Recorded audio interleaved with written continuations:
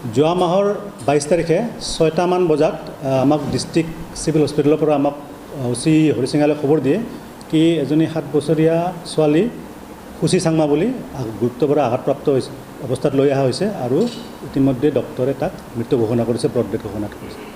এই খবৰটো পোৱাৰ পিছত ওচি হৰিসিঙাই যেতিয়া খুচি চাংমাৰ পেৰেণ্টছক যোগাযোগ কৰে তেতিয়া পেৰেণ্টছে জানিব দিয়ে কি ছোৱালীজনীয়ে এখন চাইকেল চলাই আছিলে আৰু চাইকেলৰ পৰা চলাই থকা অৱস্থাত পৰি পেলাই আঘাতপ্ৰাপ্ত হৈছে। তাৰপিছত যেতিয়া ওচিয়ে কয় কি যিহেতু এইটো আমাক খবৰ আহিছে আমি এইটো পোষ্টমৰ্টেম কৰাব লাগিব, তেতিয়া পৰিয়ালে পোষ্টমৰ্টেম নকৰাব বুলি আমাক লিখিতভাৱে এখন কাগজ দিয়ে আৰু সেই মৰ্মে এই কেছটো তেনেকৈ ক্ল'জ কৰা হয়।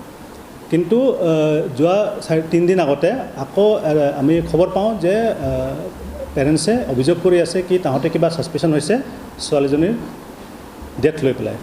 তাৰপিছত এডিশ্যনেল SP ক্ৰাইম আৰু SDPO ভেৰগাঁও আকৌ এই মৃতকৰ পৰিয়ালৰ ঘৰলৈ যায় আৰু যেতিয়া সোধপোছ কৰে তেতিয়া তেখেতসকলে আমাক জনায় কি তেখেতসকলে আকৌ এতিয়া PM কৰাবৰ কাৰণে মান্তি হৈছে।